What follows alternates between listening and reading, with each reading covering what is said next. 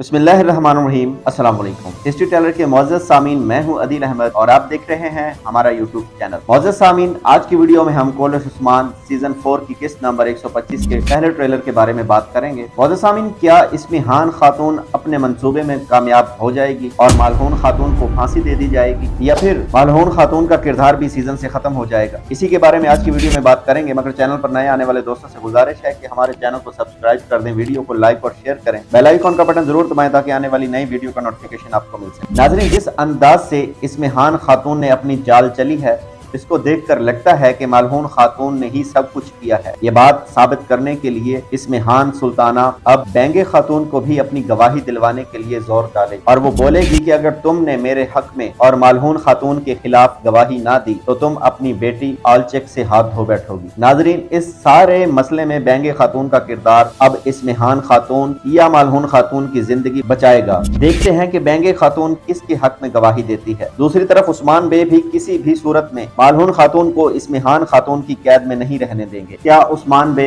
इसमें हान खातून की लगाई जाने वाली अदालत का इंतजार करेंगे और अदालत से मालहून खातून को बेगुनाह साबित करवाने में कामयाब हो पाएंगे, या फिर उस्मान बे अदालत लगने से पहले ही मालहून खातून को इसमें हान खातून की कैद से छुड़वा कर ले जाएंगे? नाज़रीन, ट्रेलर को देखकर लगता है कि मालहून खातून को इंसाफ मिलेगा, मगर इसके साथ ही इसमें हान खातून और बेंगे खातून का गठजोड़ भी सामने आ जाएगा। फिर इन दोनों की किस्मत का फैसला क्या होगा, ये जानने के लिए हमें किस्त के दूसरे ट्रेलर का इंतजार करना होगा। अगर आज की ये वीडियो आपको अच्छी लगी हो तो हमारे चैनल को सब्सक्राइब करके वीडियो को लाइक और शेयर कर दें, बेल आइकन का बटन जरूर दबाएं ताकि आने वाली नई वीडियो का नोटिफिकेशन आपको मिल सके। मिलते हैं इंशाल्लाह अपनी नेक्स्ट वीडियो में। अल्लाह हाफिज।